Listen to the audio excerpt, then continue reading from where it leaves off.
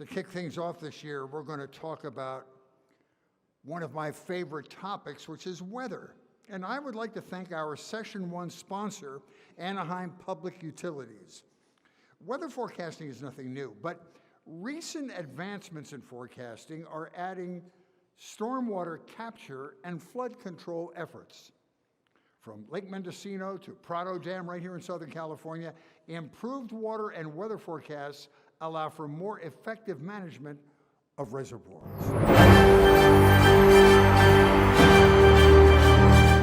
We've been working with the Corps of Engineers to be able to store more water behind Prado Dam during heavy rains. Hero has proven to not only preserve water, but it can also enhance flood risk management, which makes it a true win-win solution. This effort represents what happens when people and organizations collaborate and use science and data. We developed a program to try to test it out. The motivation was because a drought a few years ago had hit. We discovered atmospheric rivers are the type of storm that causes the flooding and provides most of the water supply. You know, we need to balance water supply with flood protection. And FIRO has given us a structure for an unprecedented level of collaboration. And we've been able to demonstrate that using forecast information, we can store more water than we would have otherwise, and we can do it safely. All righty, I'm joined today by a panel of experts who are ready to discuss Forecast Informed Reservoir Operations. Dr. Marty Ralph, who is Director of Western Weather and Water Extremes at Scripps Institute of Oceanography. Also David Van Dorpe, who is Deputy District Director of the U.S. Army Corps of Engineers, Los Angeles District, and Grant Davis, who is General Manager of Sonoma Water. Gentlemen, here we are. Give them a round of applause, folks.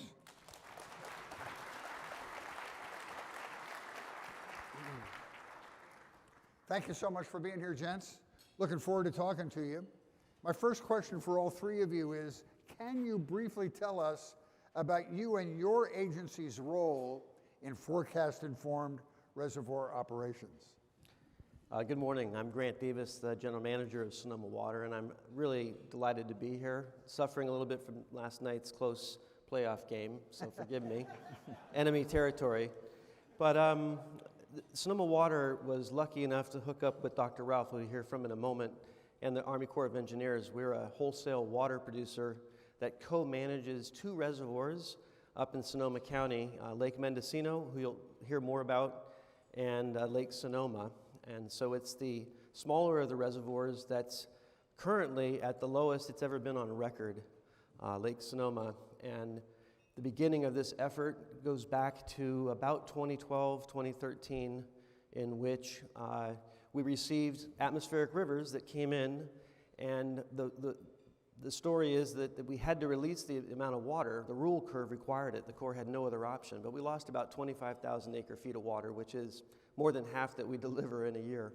So today we'll talk briefly about how we got to be there and the partnerships that were required to do that. Dr. Marty? Hi, Marty Ralph here. I'm a research meteorologist. I run the Center for Western Weather and Water Extremes and started it a few years ago because it seemed to me in the weather business, I came from NOAA 20 years before that, or 20 years in NOAA, and it seemed the West was really under the gun with the risks of too much rain or too little, and the weather business was paying a lot of attention to some other problems and not quite enough to the Western water problems. So starting this center really was intended to explore the possibility that atmospheric river storms could be predictable enough to support water decisions in ways that hadn't been possible before broadly. And that's when we teamed up with Sonoma Water Agency, Grant Davis and his chief engineer, Jay Jaspers, and the Army Corps of Engineers in the San Francisco Bay District to talk about that possibility. And from those initial conversations after the situation Grant described, we formulated the concept of forecast-informed reservoir operations, and we'll be talking about that here today. Awesome. David? Well, I think we're involved because we're standing on the shoulders of giants, and that's the thousands of people that built our water infrastructure in the state, whether it was an agency like the Corps of Engineers, the Bureau, or a local agency. So we are a dam owner and operator. We're really involved in FIRO to find out how can we better use our reservoirs How can we better use our facilities to look at beyond flood control? What else is there we can do? And of course, to get better at flood risk management. We own Prado, we operate Prado. We joined up in a partnership with our research laboratory out of Vicksburg, Mississippi, ERDIC, as some of you know. And so when Marty and team approached, we saw this as a great opportunity to expand our knowledge. And we're just happy on how this whole process has been going. It's actually been phenomenal. Awesome. Marty, what recent advances have been made that have allowed for FIRO implementation? Well, first and foremost is the understanding science developed that atmospheric river type storms are the real rainmakers. Most of us in California or the West Coast are familiar with Pineapple Express storms, and those are essentially one flavor of atmospheric river. Atmospheric rivers occur all over the world, including the Atlantic and the Pacific and the Southern Oceans, and they're really vital to the global water system, global water supply and precipitation. So that's like the fundamental advance that was made. And then when we began to understand how important those storms were to water operations, we started to look carefully at how well we predict them, and we quantified how accurate the forecasts need to be to allow possible FIRO operations. And that is a whole story in itself, but we've made a lot of advances on understanding and predicting ARs. What piece of equipment, I don't want to get too far in the weeds, but this is a question I've had since my forecasting days. I'm emeritus now, but what new equipment advances allowed you to make more accurate predictions in that area? Oh, that's a really good question. There's sort of three main things I'll emphasize. One is, first of all, that we are now collecting observations with weather reconnaissance aircraft over the Pacific Ocean in the winter ahead of these storms. Where they form up, we don't have the best observations from traditional means over the ocean to get the forecast right. So now we measure ARs very accurately with the very same aircraft that are used this time of year to help the nation deal with hurricanes. We've applied that to the AR problem offshore. We drop these little sensors out of the aircraft, and we use 3 of them at a time, 3 aircraft, and they just basically profile the atmospheric river, really nail where it is, how strong it is, and its position. And then in addition, we have data on shore that California Department of Water Resources has supported to measure what happens as the storm's coming ashore. So we know precisely when and where the ARs are hitting when they hit, so we can verify the forecast, we can look at short-term forecasting. And then the third piece of equipment is really the underpinning of our entire weather prediction business is weather prediction models. So computer models that are state-of-the-art, they push supercomputing to further and further levels of sophistication, and we plug those data and our knowledge of the ocean and the atmosphere into the model to predict the ARs. And we have now shown, through the advances our center has led in collaboration with many groups, that we now have a better prediction model for ARs, partly because of the better data and the better science. I'm just going to draft on that question one more for you, Marty. The preliminary viability assessment for Prado Dam was just completed. What made that a success? The main thing is the collaboration among the experts who run the dam, Orange County Water District's initiative and leadership, Army Corps of Engineers initiative, engagement and leadership, and openness to looking at conservation applications, water supply applications, and the focus of an incredible array of researchers. Weather prediction's a tough business. To improve it is tough. And Fritz, icon, I grew up somewhat in California, and it's tough to stand up and say, hey, it's going to do this or next. Right. To be a successful weather forecaster, you have to learn to suffer public humiliation gracefully. Because he didn't have FIRO. I know, but I got out before you guys started getting really good with FIRO. That's good. It's sort of funny you say that. One of the things in weather business, you do have to be able to accept and look carefully at your mistakes. Yeah. And that's part of where our partnership between research and forecasting operations works so well. You saw Alan Haynes in the quote there. He's the lead of the forecasting office that issues river forecasts for the state. And we are working very closely together to examine those cases where the forecast didn't work out so well. So it takes a lot of, ability to accept and examine those times that it doesn't go so well. Awesome. David, how does FIRO help your work at Prado Dam as part of the Army Corps of Engineers? Right, so as an operator of the dam, we follow our water control manual, and that basically says, you reach a certain elevation of water behind the dam, that means you release so much water out. Well, what we're hoping to do is to get better reliability so that we can better control the amount of water behind the dam for two reasons. Number one is flood risk management, our primary mission. And so we want to understand when we have a storm come in, we collect the water, we want to know how long can we hold that water and how slow can we release it. But also, we got to make sure that we are ready for that next storm event once it's coming. So with FIRO, we're going to get more lead time to help us with that, right? Storms here are flashy. We want to make sure that we can get enough forewarning so we can make the right operating decisions. We're actually looking to adjust that water control manual. Working with Orange County Water District, we just completed a feasibility study that included both water conservation and ecosystem restoration. So look at it. There it is. I mean, what's not to love, So here's a picture of Prado Dam, looking down at the dam from the basin side. The other aspect of this is water conservation. So we have been operating Prado for water conservation for some time. The study allows us to now hold water year-round. And so we are now trying to get an update to the water control manual to do a couple things, but one of them is to look at how we can now incorporate FIRO into the water control plan. So we're not purely looking at stream gauges and looking at the reservoir elevations. We want to have that predictability model so that we can make those good decisions up front. And the primary responsibility of the Army Corps of Engineers is public safety. So FIRO, I don't want to put words in your mouth, I want you to explain this. FIRO gives you an opportunity to maybe warn the public about an impending something farther ahead of time than they might have been able to before. Absolutely. I mean, in the unlikely event or the rare event that we have a major storm, we can only release so much of the outlet before we have to use that spillway. And so if we ever got to that level event, which is, one chance in 800 in a given year or so, we want to have that kind of warning system in place to help our downstream and our upstream communities. Awesome. Grant, Sonoma Water is a great success story. And talk about the Lake Mendocino piece of your success up there and how that happened. Well, actually, what I'd like to do with that question is just acknowledge a few key people if I can, because success is a group effort. And in this case, beyond Marty's brilliance with his new center, you have to go back to a fellow named Steve Lamar, who I know is in the audience today. He's the president of ACWA right now with a couple more months left on his term. He was part of understanding how important this would be if we were able to pull off FIRO in Lake Mendocino, and introduced the idea to Mike Marcus, with head of Orange County Water District, who took a leadership role in exporting what you just heard David talk about in terms of learning from others. I really think Orange County was smart to come second in line, because we had to learn all the mistakes before, and there weren't that many, but this is a highly collaborative effort.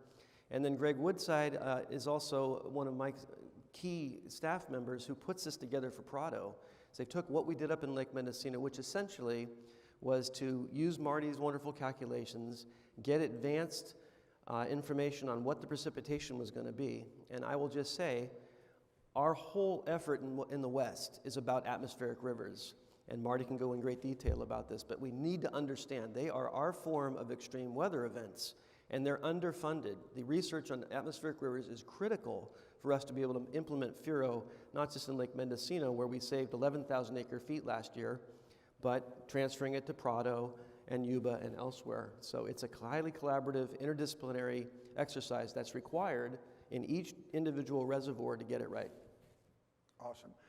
Can I just ask Dr. Marty another question about atmospheric rivers? This is so much fun for me to be able to talk to the experts. I should have done that a long time ago. I'd have had more credibility on television.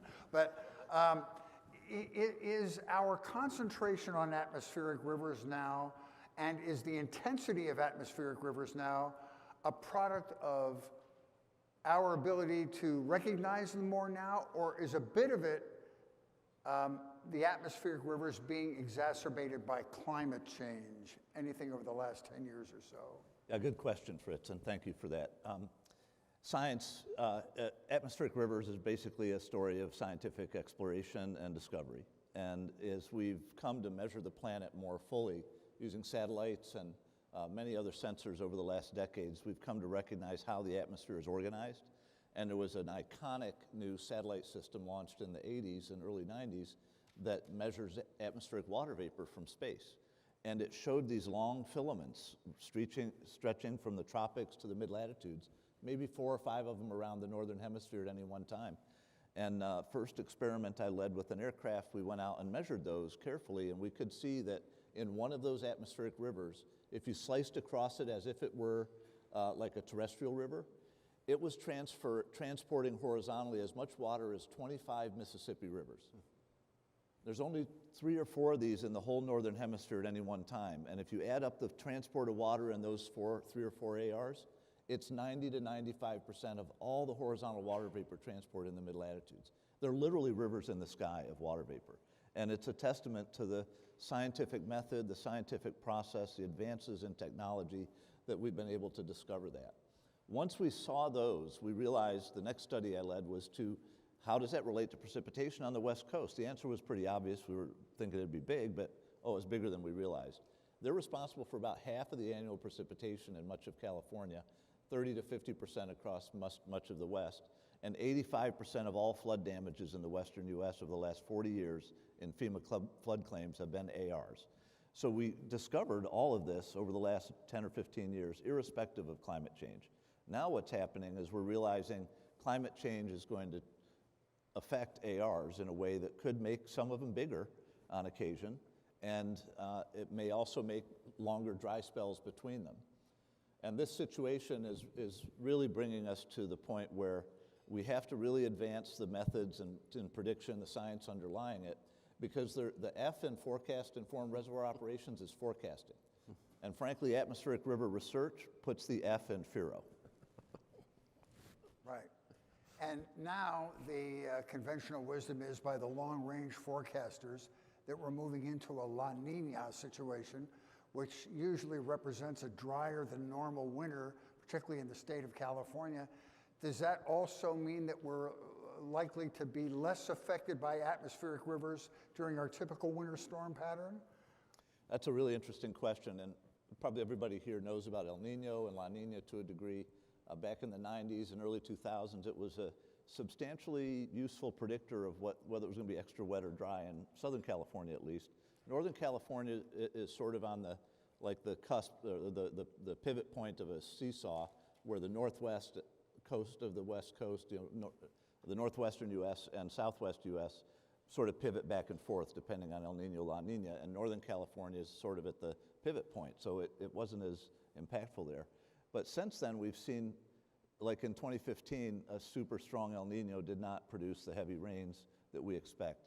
One of the things that we believe is happening is that it really only takes a couple atmospheric river storms, the big ones in a given year, to swing from too dry to normal or even to too wet. So how conditions in the ocean impact the likelihood of getting strong ARs in a given region in a winter is an area of active research. El Nino, La Nina is part of the story, but there's clearly something else going on. And this is the part of the frontier in research right now, is to try to understand and explore that so that we can see, hopefully out a few weeks, with some confidence that it's going to be a wet week or a dry week based on ARs. And we're inventing those tools right now, and it's a big scientific challenge. It's interesting, it really is. Here's a question for all three of you, and that is, what do you see going forward in the way of cooperation between your three groups to sort of make your job as forecasting the atmospheric river component of this more accurate? What do you see going forward? Do you see greater cooperation? How can the state, the federal government, and local municipalities get together and cooperate more to make your jobs easier? Well, if I can, Go ahead, Grant. I'll take a stab and let my colleagues talk. Fortunately, we've had enough success with the prospects in Lake Mendocino demonstrating that we can both improve water supply and flood protection by working in collaboration with the Army Corps of Engineers, which, by the way, really important work being done at the Corps, and their leadership in this is instrumental to our success.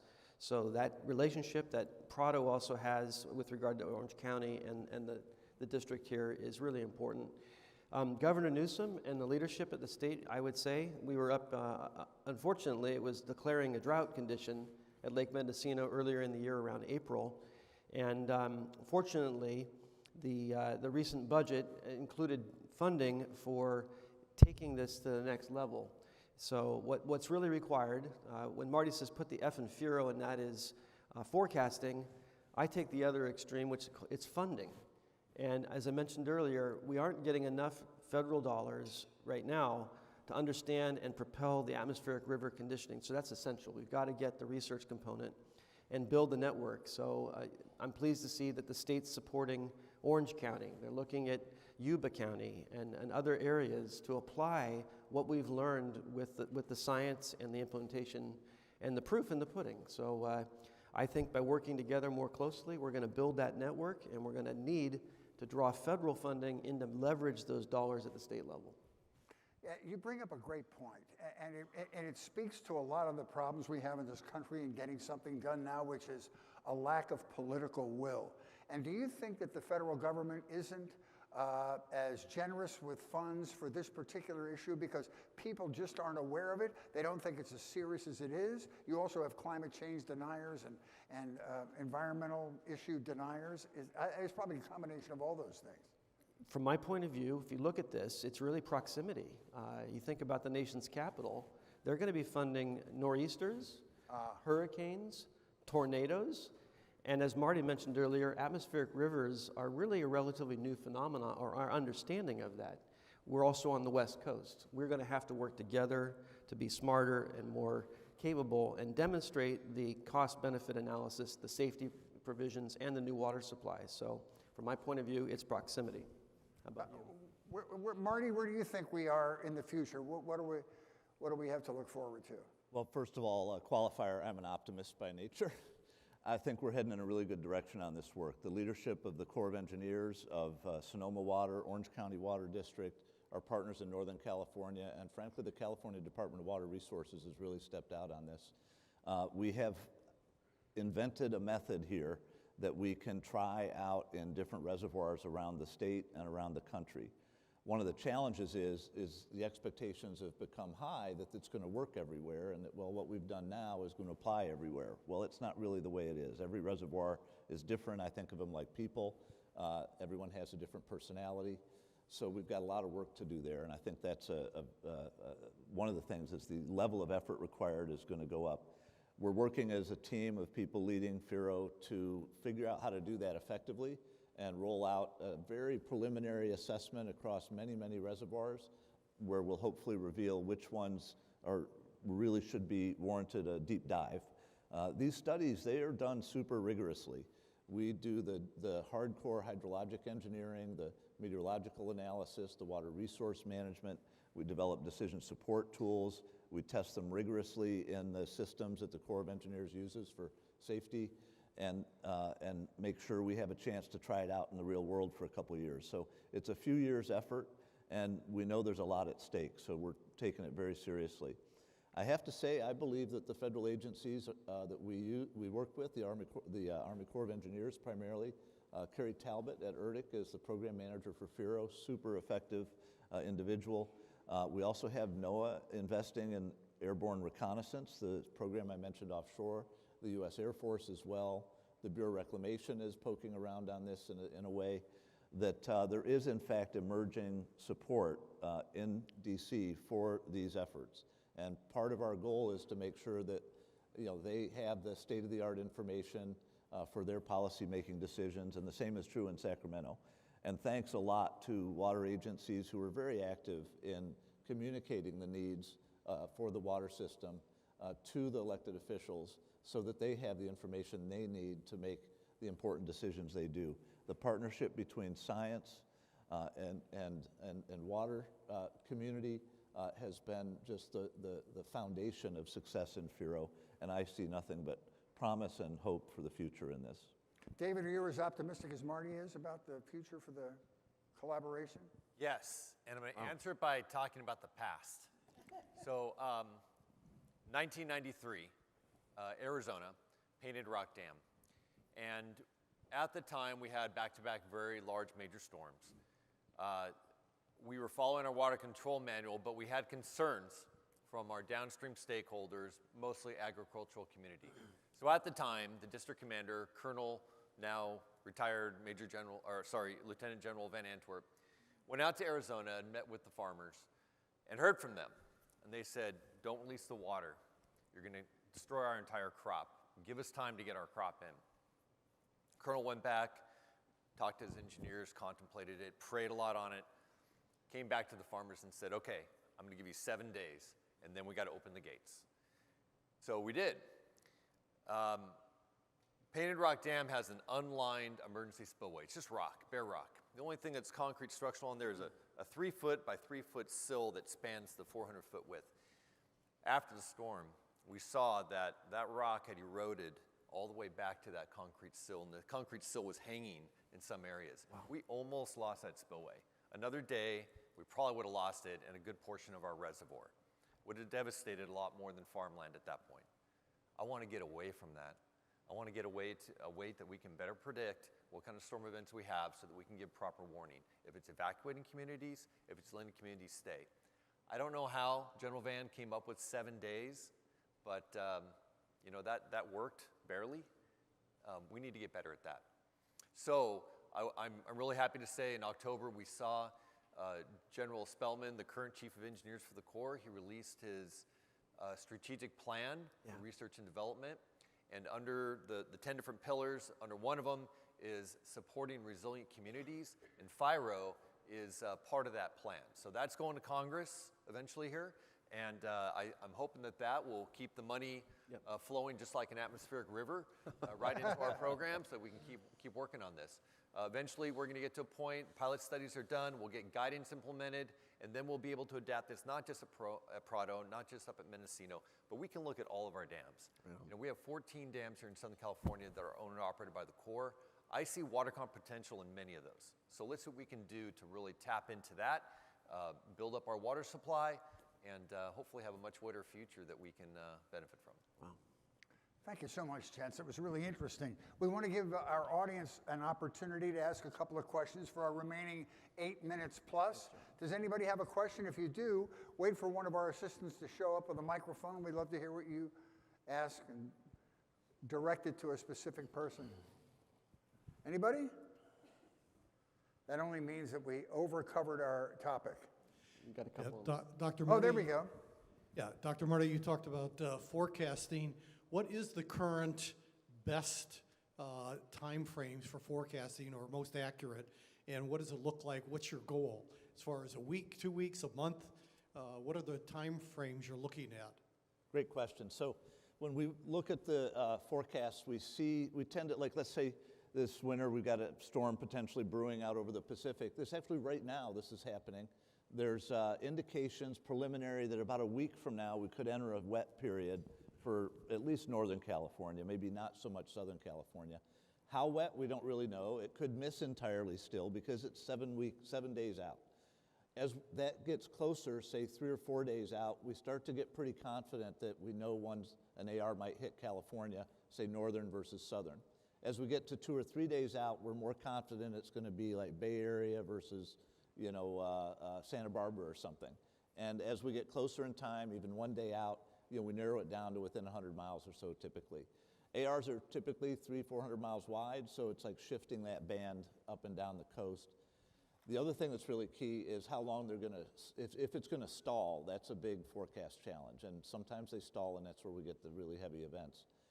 When we look farther out in time, we have tools that look out 16 days using the global weather prediction model called the GFS, run by the National Weather Service. We also use the European Centers model.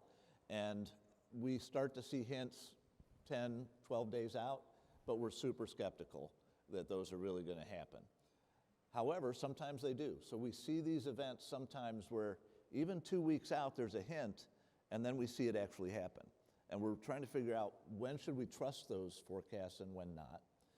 In addition, we're thinking in week 3, instead of worrying about which day an AR might hit, we're just starting to think about whether or not it'll be a wet week compared to normal for ARs that week. So we're not worried about the timing as much as is it an active week. Same for week 4. And we're working on stuff for weeks 5 and 6. The amount of skill we can see right now potentially in weeks 4, 5, and 6 is very small. But that's the challenge in science. We can improve upon that. I'm optimistic about it. The ocean conditions are really important in setting and influencing what happens in the atmosphere. So better observations in the oceans are part of the equation, and there are initiatives to pursue that as well. When we think of seasonal forecasts out to, say, 3 months or more, we look at the ocean primarily as the driver, and we try to see if their odds are tilted, wet or dry, with respect to ARs. So that's where we're at on the forecast lead time. We have time for one more question. Sir?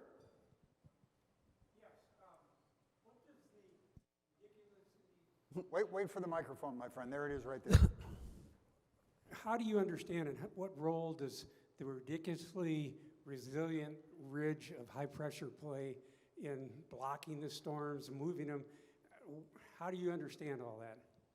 Ridges in the atmosphere are regions of warm air that create high pressure at the surface and tend to be dry. The air is subsiding. So that's the dry part of the atmosphere, in the sense of where we're at in the mid-latitudes. The troughs, or low-pressure areas, are where we get cooler air, more moisture, and the ARs actually form up in between them. What happens when a ridge sets up and stalls west of here and northwest of here is it appears to block atmospheric rivers from coming in from farther west. However, there are times when an AR will bore right through a ridge and end up producing a wet period for a few days. So the ridge and ARs are sort of two sides of the same coin in the weather business. If you've got a ridge, it's more likely it's going to be dry here. If you've got an AR, that's when we get wet. And when you get one, you typically don't have the other.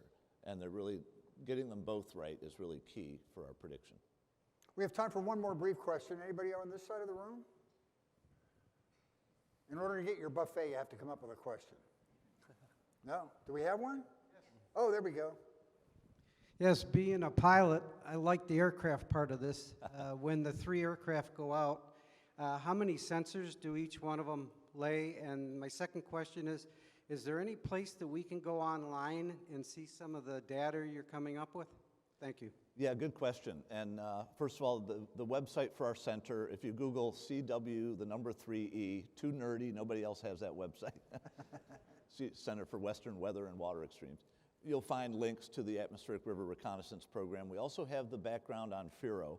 That's the home port, essentially, for our description of all the FIRO efforts that are underway and the basis for it.